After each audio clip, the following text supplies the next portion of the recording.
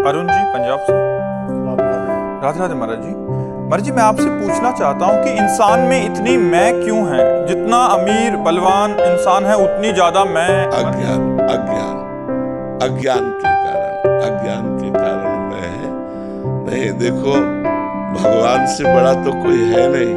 अपने भक्तों की सेवा करते हुए भगवान को देखा गया।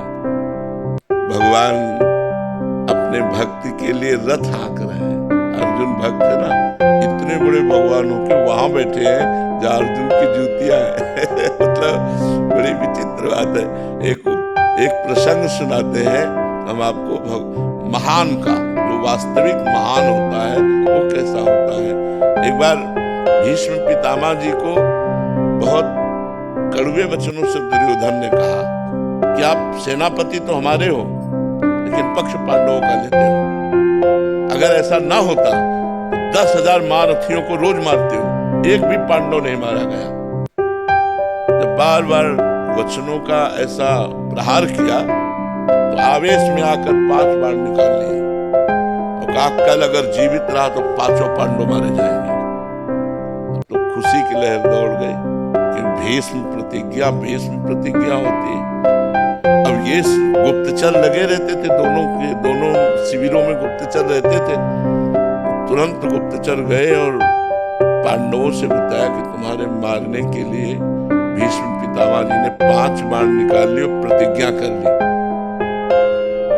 ये बात भगवान श्री कृष्ण को भी, द्रौपदी जी को भी, 5 पांडवों को कोई फिक्र नहीं।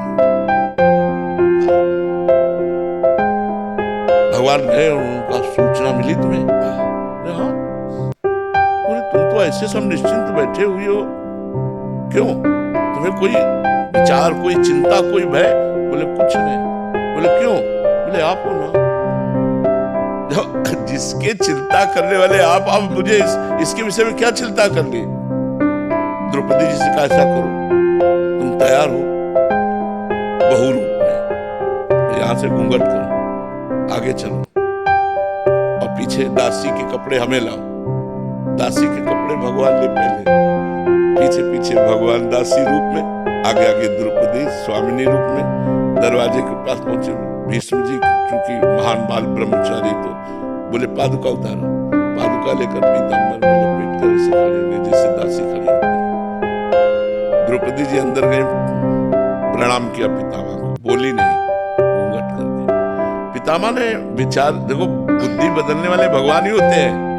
पितामह ने विचार किया अभी दुर्योधन गया हमसे प्रण करवा के, तो उसकी पत्नी आई होगी आशीर्वाद लेने, उनका सौभाग्यवती हो। तो द्रौपदी जी ने पर्दा हटाया और कहा वह बात सत्य माने या यह बात सत्य माने आपकी? अभी कुछ समय पहले आप प्रण करते हो, 5 बाण निकालते हो कि 5 पांडवों को मार देंगे, और संध्या का समय है और इस समय मुझे आशीर्वाद देते हैं सौभाग्यवती भव। मैं ये मानूं सत्य बात या वो सत्य बात मानूं?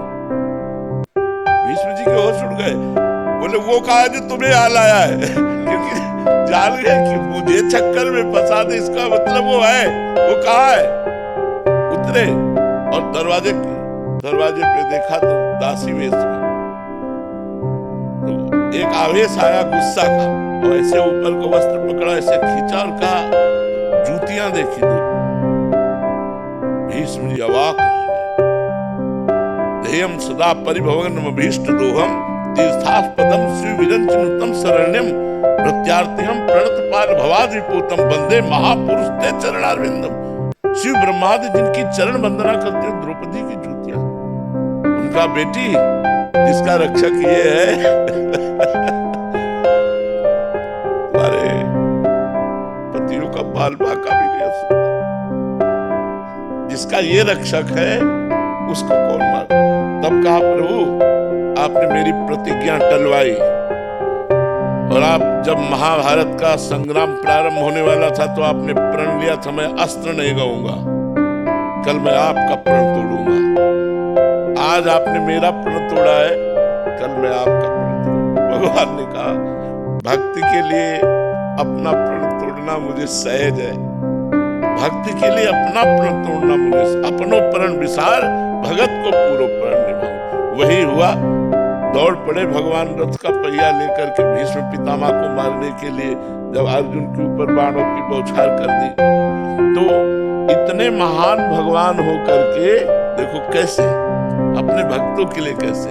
तो भला कोई ऐसा धनी है जो अपने भक्त को संग्रहणी रोग हो जाए, बार बार टट्टी जा रही हो और वो साफ कर रहा हो, नौकर लगा सकता है, लेकिन स्वयं नहीं। माधवदास बाबा जगन्नाथपुरी में बीमार हो गए, बार बार सोच, अब कोई सेवा में नहीं, तो स्वयं जगन्नाथ जी उनकी मल भरी लंगोटी धोकर समुद्र से ऐसे फैलाते और दूसरी पहनाते। जब उन्हें होश आया तो सोचा ये कौन कर रहा है, तो देखा भगवान। तो भगवान से कहा, अरे प्रभु आप।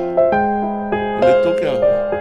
बोले प्रभु आप अनंत सेवक, अनंत ब्रह्मांड आपका, और आप सेवा कर। तो बोले तुम्हारे को ये पता होना चाहिए कि जो मेरा भजन करता है और मेरे सिवा जिसका कोई नहीं होता, तो मैं स्वयं उसकी सेवा करता हूँ, अपने कर कमलों से स्वयं सेवा करता हूँ। तो ये जो अज्ञान है, इसके कारण अहंकार ने कौन धनी, लक्ष्मीपति से बढ़कर कौन धनी है, भगवान से बढ़कर कौन धनी है? केवल कोरा अहंकार है, अज्ञान के कारण कुछ नहीं है।